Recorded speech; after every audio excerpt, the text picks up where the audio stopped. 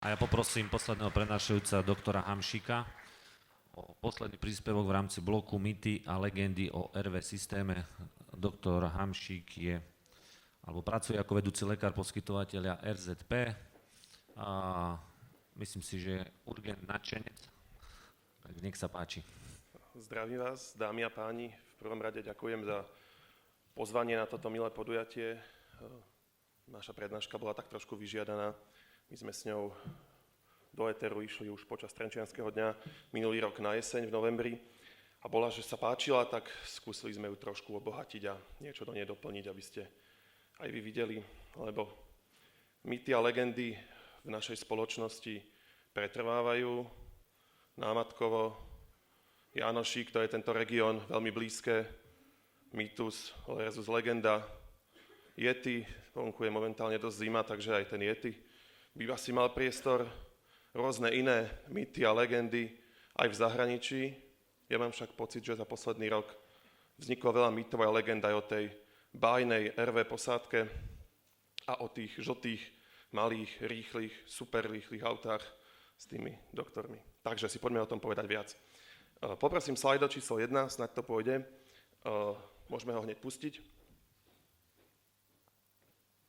Takže, keď sa povie posádka RV, čo sa vám spája s týmto pojmom? Bude tých slajd viacej, takže si telefóny nechajte po ruke. Čo sa vám s tým spája? Takže možnosť číslo 1, doktor na rýchlom aute, možnosť 2, doktor jazdí veľa od jedného pacienta k druhému a doktori to nechcú slúžiť. Možnosť číslo 3, niečo ako bola kedysi výjazdová LSPP, veď sme to jazdili, starší kolegovia si spomenú. Možnosť D, menej lekárov v záchrannej službe. A možnosť E, lekárske posádky sa nedočkám, keď ju budem v teréne potrebovať. Tak, výsledky vidíte sami. Najviac z vás povedalo, že je to efektívne využitie lekára v teréne. Tak, to si dokážeme aj na ďalších obrázkoch. Môžeme pokračovať?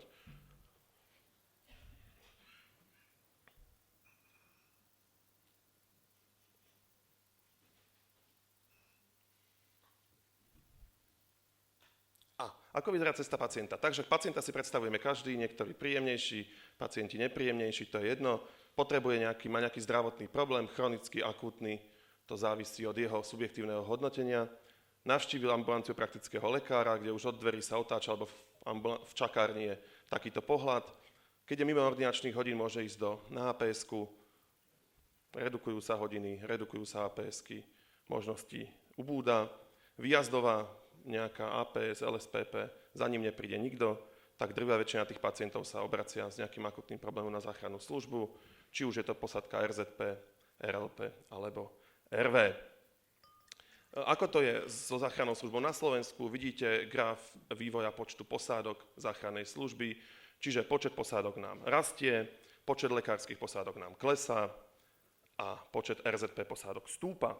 Avšak v dnešnému dňu to vyzerá takto, máme 83 posádok lekárskych, 192 záchranárskych, 346 v type RZPS a 7 vrtuľníkových. Tie vrtuľníky sú také najstabilnejšie, takže kto hľadá stabilitu, možno tam.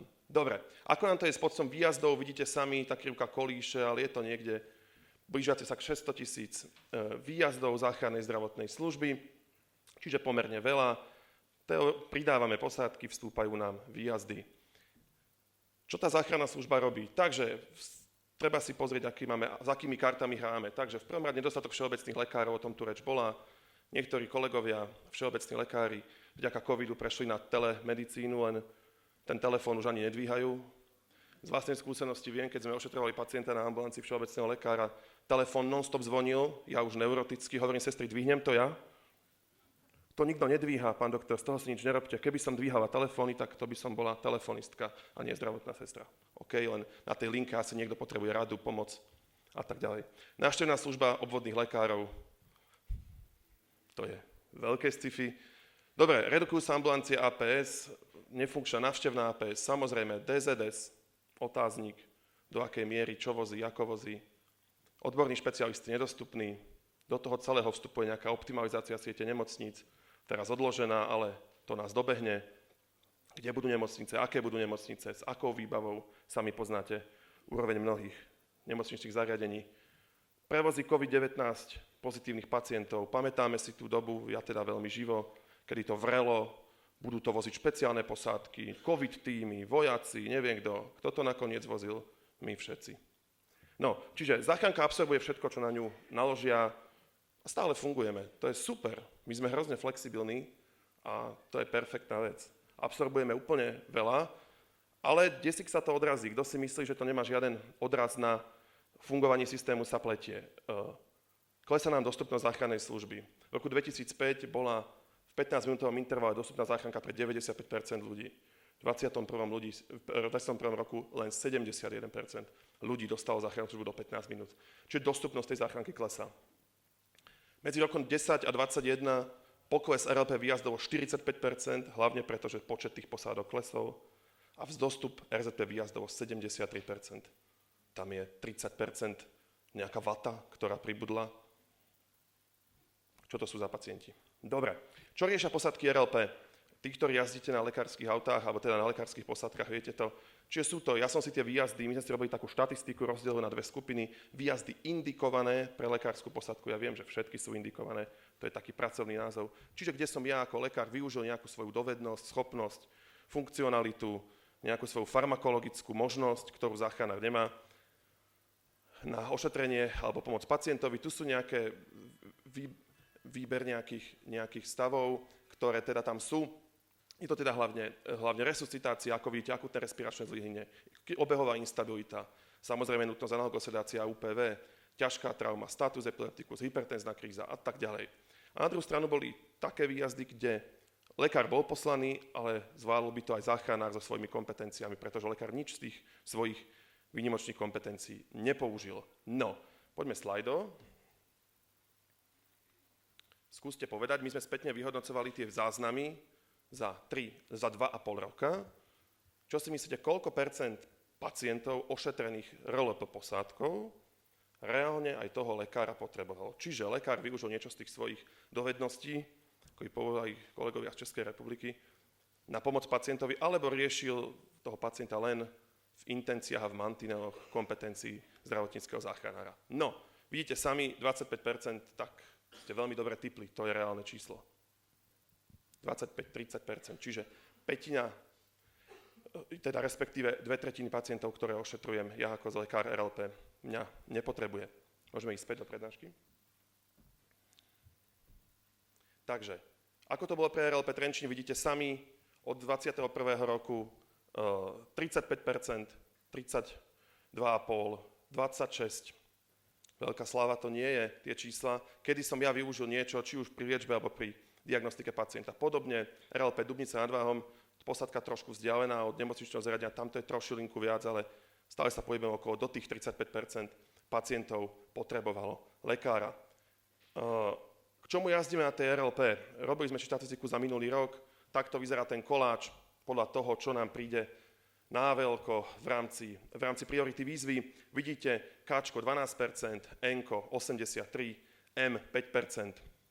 No, my si dlhodobo každý jeden výjazd prehodnocujeme na základe konkrétnych indikačných kritérií, konkrétnych vecí, kde sa na ten výjazd pozeráme, keď je po ňom, či naozaj to bolo tak, alebo to bolo tak, ako by ten pacient vyzeral. Taká to bola reálna priorita podľa našich kolegov.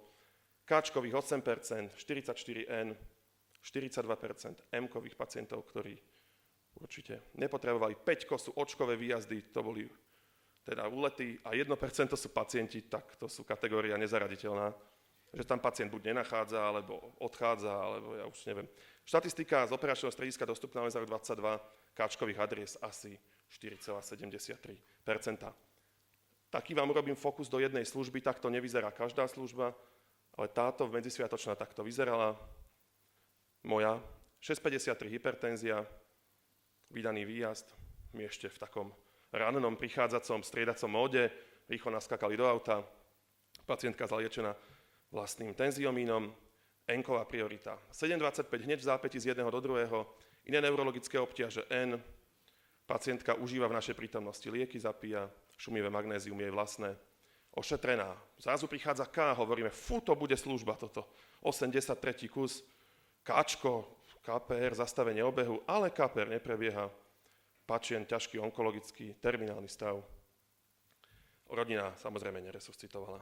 Dobre, potom bol trochu kľud, prišli sme večer, porucha vedomia dýcha, hovoríme druhé K, pacient k pacientovi dojazd záchranky 36 km, 27 minút. Pacient po mojej výzve sa stavia na nohy, odchádza. To naozaj, ja sa pýtam, naozaj lekár, anesteziológ musí túto službu robiť? Tam nemáme koho poslať z regiónu, ktorý je bližšie, mestskú políciu, DHZ, HZS, ja už neviem koho, kto by ho dvihol, toho pána, ale nebolo treba ani dvihnúť, sa dvihol sám. Začal ho len proste, čo tu sedíte? Ja som zadriemal, idem s krčmi, aha. Tak choďte domov, kde bývate? Tu v tomto vchode, OK. Čo ti blázni. Dobre, 2.30, sťažené dýchanie N. Dusiu schvátená, dusiu suchý kašel. Keď sme prišli, pani žiada od nás predpis sirupu proti kašlu. Hovorím, čo? To nemyslíte vážne? Aspoň kvapky do nosa. Hovorím, pani, toto nerobí záchranná služba, odporúčený všeobecný lekár. Poviete si, čo chceš? 3 NK, 2 Kčka, však super, ne? Reálna priorita je tu. OOXXO, ako naozaj, taká je realita, veď sa na to pozrite. No, tak toto je, takto to vyzerá. No dobre, čo riešia posádky RZP? My sme si tie výjazdy RZPčkové, vybrali sme si 2 stanice z nášho portfólia staníc. Vybral som si také, ktoré my považujeme za najťažšie stanice, respektíve také stanice, ktoré riešia najzávažnejšie stavy podľa nás, lebo to boli posádky v regiónoch, kde v minulosti boli RLP posádky, ktoré sa potom zmenili na posádky RZP. Bola to RZP Rajec a RZP Turzovka, 2 pomerne ťažké regióny. Tak sme si vybrali práve tieto, že aby tie čísla boli také akože zásadné. Čiže rozhodli sme si tie výjazdy opäť na 2 skupiny, také, kedy kompetencie záchranára stačili a také, kedy kompetencie záchranára nestačili. No, čo si myslíte, ako to bolo? Poprosím slajdom. Koľko percent výjazdov posádky RZP by benefitovalo z prítomnosti lekára? A ten lekár tam v istom časti výjazdov bol poslaný a v istej časti nebol. To sú hlavne výjazdy, kedy záchranári nedokážu pacienta tlmiť, nedokážu mu dávať či už analgetika a tak ďalej. Buď ste moju prednášku už videli niektorí, alebo máte podobné skúsenosti. Áno, je to 15%. Uvidíte sami, môžeme ísť späť do prednášky. Je to asi 15%. Vidíte to, RZP Rajec od 11 po 17,5% výjazdov by potreboval lekára, by pacient benefitoval. To sú pacienti, ktorí sú prevážaní buď s pulzami 200, alebo s tlakom 220 na 130, alebo sú to pacienti, ktorí sú prevážaní s poruchou vedomia, keď nedokážu udržať príchodnosť dýchacích ciest, alebo to sú pacienti v nejakom prolongovanom krčovom stave a tak ďalej. Podobné čísla sú od kolegov z Turzovky, vidíte, okolo 15-17%. Dobre, sumár, 2/3 pacientov ošetrených RLP nepotrebuje lekára a v súbehu 1/5 pacientov ošetrených RZP by z lekára benefitovala. Čo z toho vyplýva? Keď máme cieľ, aby čo najviac pacientov, ktorí lekára potrebujú, dostalo toho lekára už v teréne, jedným riešením je posádka RV, čiže posádka lekárska v stretávacom režime. Dobre, poďme na ďalšie slajdo. Takže zachytili ste v mediálnom priestore niečo o RV posádkach? O tom, že sa niečo také chystá, že sa chystá legislatíva, MTZ a tak ďalej. Aké budú vaše odpovede? Áno, v médiách toho bolo plno, výborne. Niečo som si všimol, ale to sa hovorí už 20 rokov, to nič nové na svete. Zachytil som maximálne nadpisy článkov, veľmi pekných, uvidíte za chvíľu, ale obsah veľmi som nečítal a nevšimol som si nič. Tak vidíte, ja som mal pocit v istej fáze, že aj doma z pračky na mňa vyskočí niečo nové o RV, zase sa dozviem. Bolo toho veľmi veľa. Istú dobu tá mediálny priestor bol pomerne dosť tým nasýtený. Môžeme ísť späť? Dobre. Tak, teraz som si rozdelil tú prednášku na také dva typy. Prvý budú také slajdy s takým šedým pozadím, to je to, čo sme v mediálnom priestore vychytávali o tých posádkach RZP, čo nám bolo podávané rôznymi kanálmi informačnými. A druhé budú reálne, ako to je naozaj. Takže, vidíte krásny článok, pekné sanitky, super zmena, fúha, novinka, namiesto sanitky k pacientovi môže prísť, aj tajomno v tom všetkom je. A teda čítate celú tento článok a zistíte, že to RV je vozidlo, v ktorom nie je možný transport a skladá sa posádka iba z lekára. Teda, tak som sa zlákol, hneď som volal pánovi riaditeľovi, že či naozaj, že si to budem aj sám šoférovať, alebo ako, ale potom sa to samozrejme dostalo na pravú mieru. Čo je to tá RV posádka? Jedná sa o dvojčlennú posádku, samozrejme lekár a vodič, záchranár. Vybavenie má podľa MTZ vyššie ako RLP, vidíte všetky možné animozity, ktoré tam sú navyše. Nemajú k dispozícii transportné prostriedky, to však nie je dôležité. V Európe fungujú, ako už bolo povedané, od 70. rokov, začalo to v Nemecku, postupne na našom území, v Prahe, neskôr aj v Bratislave medzi rokmi 99 až 2003. Pamätníci spomínajú. Dobre, takto vyzerala tá posádka v Heidelbergu, dole na obrázku vidíte RZ a RVčko, potom je tam tá pražská Tatra a brdenský Forman. To je história. Dobre, prečo to malé auto? Toto mnohým ľuďom nedá spávať, to malé auto, malé, rýchle, super rýchle, športové. Takže, ideme k článkom. Dobre, lekár v malom osobnom aute sa dopraví k pacientovi skôr, a to vďaka lepšej manevrovateľnosti, akcelerácii, bezpečnosti jazdy osobného vozidla. Dobre, zase tu na článok chce zlepšiť dostupnosť záchrannej služby, plánuje zaviesť posádku RV. Vzhľadom na veľkosť vozidla to RV je proste lepšie podľa nich. Nikto ma nepresvedčí, že osobné auto je vždy rýchlejšie ako sanitka s veľkou búdou. Realita je trošku iná. Veľkosť vozidla nie je rozhodujúca. Takisto to potvrdili kolegovia z Českej republiky alebo kolegovia v Brna, ktorí boli u nás na kongrese. Rozdiel vo veľkosti minimálny, manévrovateľnosť, akcelerácia, rýchlosť, bezpečnosť, rovnaká ako pri veľkom aute. Dokonca bezpečnejšie sú auta, kde je posádka posadená vyššie. Tie dodávkové vozidlá sú vo všeobecnosti veľmi bezpečnými vozidlami. V hustej premávke je priechodnosť vozidla úplne rovnaká, presne ako hovoril kolega z Košíc. Presne jazda RV systému alebo v tomto stretávacom systéme, keď ide malé auto pred alebo za veľkým autom, je veľmi problematická. Kolegovia z Prahy by vedeli potvrdiť, ako často prichádza k dopravným nehodám. Keď jedno auto prejde cez križovatku, vodiči majú pocit, že už záchranka prešla, zrazu druhé auto veľmi prichádza ku kolíziám. Takže áno. V čom je rozdiel v nadobúdacej cene vozidla, v spotrebe PHM, poistkách, amortizácii a šetria sa náklady na menšiu posádku? Tie RVčka vyzerajú nejako takto, ale v zahraničí úplne bežne vyzerajú takto. Hore vidíme Švédsko, Rakúsko, Nemecko. Tak neviem, západná Európa, neviem, trošku sa odsadila od tých malých osobných aut, ale ide systémom dodávkových. RV systém záchrannej služby, počas som citátu doktora Dobiaša, docenta, nie je o malom vozidle, o zmene systému práce. Prosím, skús sa odpútaťme od tých malých aut a poďme skúsiť rozmýšľať v zmene systéme práce. Mnohé posádky z Českej republiky, ktoré nabiehali na systém RV, istú dobu, kým zaobstarali druhé vozidlo, jazdili tú službu na tom istom vozidle, na ktorom jazdili predtým RLP. Na systém práce to nemá žiaden dopad, je to o systéme práce, nie o malom aute. Toto je čerstvý obrázok, vložil som ho sem, toto sú autá, Mercedesy, Vita, ktoré idú práve dole z linky, je to staré možno týždeň, pre Rakúsky Červený kríž. Takéto auta pekné budú jazdiť v systéme RV, toto budú lekárske vozy. Dobre, ako bude ten RV systém fungovať? Toto je ďalší kameň úrazu. Ideme na článok. Veľké zmeny záchraniek po pacienta, najskôr príde to SUV a potom bude to takto fungovať a potom teda tá záchranka. Najskôr expresne navštívi každého pacienta lekár s RV autom a potom ten rozhodne, čo s ním bude ďalej. Lekár so záchranárom prídu hneď a keď treba v prípade akutného stavu aj RZP. Takto prosím RV systém nikde nefunguje. Ostal som veľmi prekvapený z tej 3. a 4. kategórie. OK, 4. onkologickí pacienti, dobre, ale tá 3., kedy RV je poslané a na seba si volá RZP, tak tam úspora časová pre pacienta, neviem, či úplne je. Ku všetkému by mala ísť RZP, k indikovaným súbehu s lekárom, budeme si o tom hovoriť, a v tých, čo sa zhorší, pacient by si mal to RVčko na seba volať. Ako to reálne funguje? Dispečer príjme hovor, naliehavé stavy, zvládnutelné RZP, posiela sa posádka RZP, stavy, ktoré sú nejakým spôsobom tam uvedené, či tie najzávažnejšie, ide posádka RZP spolu s lekárskym autom. Situácie sú aj také, kedy sa pacient zhorší počas ošetrenia RZP, vtedy si RZP volá na seba lekára a istý percento je tam aj výjazdov, kedy pacient nebude transportovaný, bude len ošetrený, vtedy je posielané RV vozidlo. Mňa napadli len 2 stavy, stať onkologická bolesť, terminálny stav, možno v tomto zmysle. Stretávací systém funguje na princípe stretnutia 2 posádok na mieste udalosti. Ku každej situácii je vysielaná posádka RZP, ak je najvážnejší stav, v súbehu s ňou vysielaná najbližšia voľná posádka RV.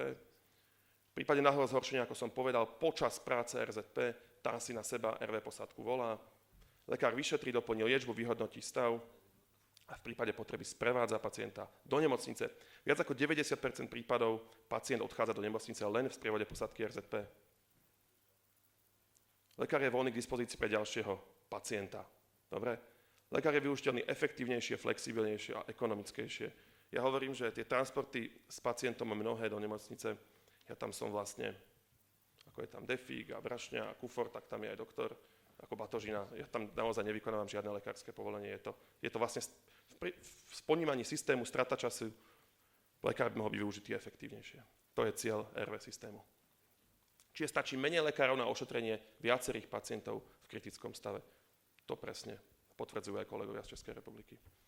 Čo RV posádka robí a čo nerobí? To je veľmi dobrá otázka. Takže v červenom okienku je to, čo nerobí. Takže nenahrádza výjazdovú pohotovosť, nepredpisuje lieky, nevypisuje recepty, nemá nahradiť návštevnú službu všeobecných lekárov, ale sa nemá posielať ani tam, keď už nič iné nemám, ste jediná voľná posádka. Tam nemá ísť čo RV posádka. Práve tá RV posádka sa má držať na ten káčkový výjazd. Vždycky ma to zarazí, keď je naša posádka smerovaná 40-45 km na primárny výjazd. Ja sa dotazujem, že ten primárny výjazd, aký je, taký je, nejedná sa o resuscitáciu, jedná sa o stav riešiteľný. A odpovede ste jediná voľná posádka. Pane Bože, keď sme jediná voľná posádka, prečo nás posielaš k tomuto? Veď si nás nechaj voľných.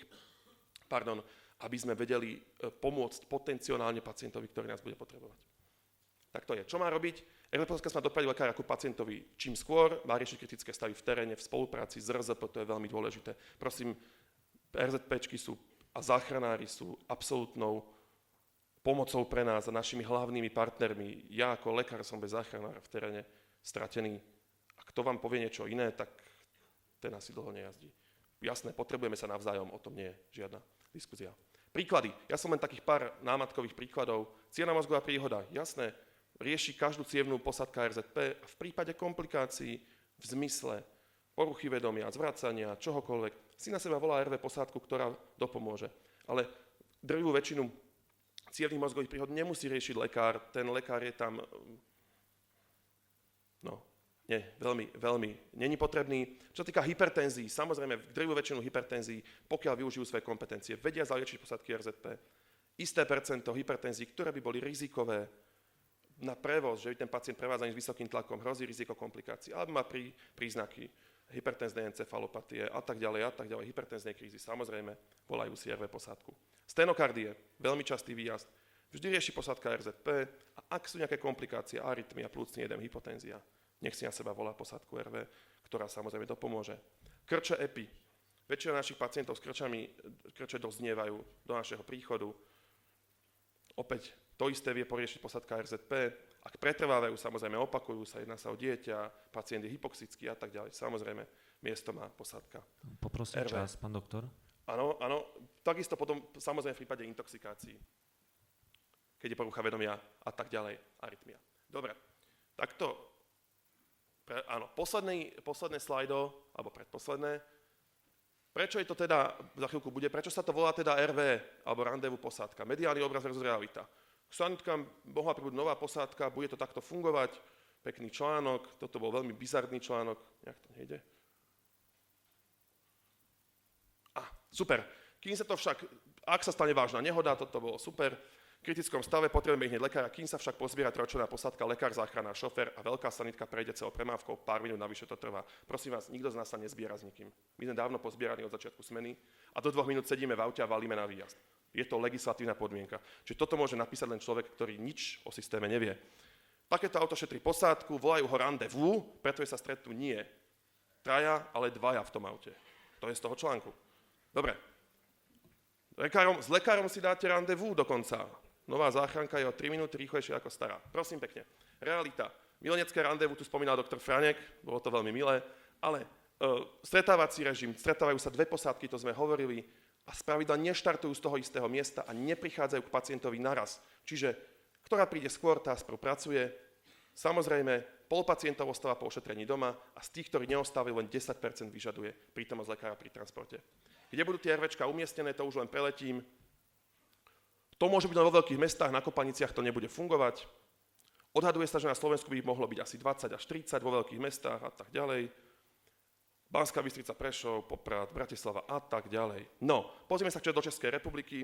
Vidíte tu na tabuľku, nemôžem úplne ukazovať, lebo nevidím na ten monitor, ale to je jedno. Vidíte sami, že sú kraje, kde nemajú vôbec RLP posádku. 5 krajov, Praha, Plzeň, Karlovarský, Liberecký kraj, Pardubice nemajú vôbec RLP posádku, len sú v systéme RZP, RV. Aj tie kraje majú kopanice. Využiteľná je RV posádka kdekoľvek pri dobrom operačnom riadení.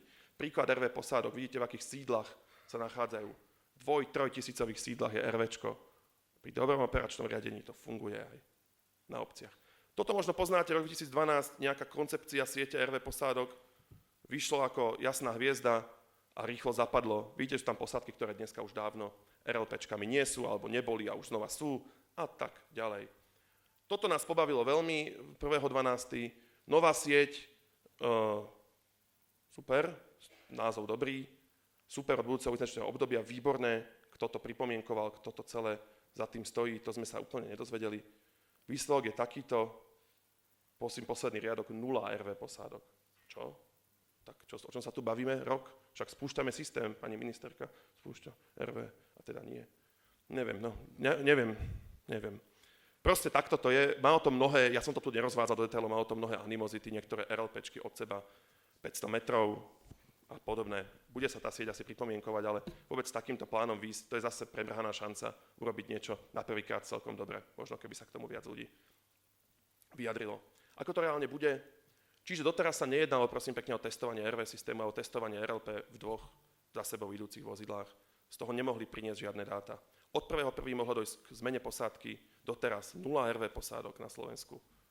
Kde to bude, ako to bude, taká otázka tu padla, odpoveď bola veľmi vágna, nevieme sami, kde to bude. Nebude predsa poskytovateľ, kde RV posádka nebude, v budúcnosti nebude o to žiadať, respektíve by mu nemalo byť umožnené, na čo by to bolo, také testovací systém. RLP sa zmení na RV, alebo sa zmení na RZP a k tomu pribudne RV? Dobrá otázka. Indikačné kritéria pre vyslanie RV posádky, tie sme tu videli, že to boli skopírované indikačné kritéria pre vyslanie RLP posádky. To není úplne to isté. Dobre, v Londýne videli sme to pekné auto, v Prahe, vo Viedni, to vyzerá takto, tak asi to bude fungovať aj u nás. Aký ten lekár tej záchranke, toto už je predposledný slajd. Lekár má najvyššie osenutie vzdelanie, prakticky neobmedzené kompetencie, má rozviazané ruky, a má väčšie skúsenosti pri práci s pacientom v kritickom stave. Akého lekára však chceme? Kompetentného, rozhodného, vzdelaného a takého, čo sa vzdeláva a odpočinutého. To nebude lekár, ktorý robí 700 hodín mesačne. Motivovaného. Tak to áno. Dobre, posádka RV, opäť Vilov citát pána docenta Dobiaša, nahradí 2 aj 3 posádky RLP pri správne nastavenom systéme a správne motivovanom lekárovi. Posledné slajdo, predposledný slajd. Keby ste mali vy možnosť takúto posádku slúžiť, chceli by ste to, je tam možnosť záchrana, je tam možnosť lekár, tak povedzte. Lebo sú tam rôzne možnosti, takže skúste to pozrieť, že či by ste takúto, keby vám umožnil vás zamestnať, že ideš na RVčko, skúsiš to, či by si teda o to záujem mal, alebo nemal. Lekári tu nie sú, zistujem. Ale sú. Dobre. Čiže určite áno. Niektorí sú takí salamisti, že je mi to jedno, kde ma dajú, tak tam budem. Ale vidíte sami, kolegovia záchranári, super, teším sa, takých záchranárov nám na RV určite bude treba. Super. Môžeme ísť späť na posledný slajd. Dobre, záverom, hovoríme si prosím fakty, nie pocity a dojmy, nie to, čo sme navnímali, to, čo nám niekto povedal, že to je zlé, že to nebude fungovať, že to doktori nechcú slúžiť. Hovoríme si fakty, prosím, fakty. Fakty sú to, čo som hovoril. 3 dôležité veci, dáta a znova dáta.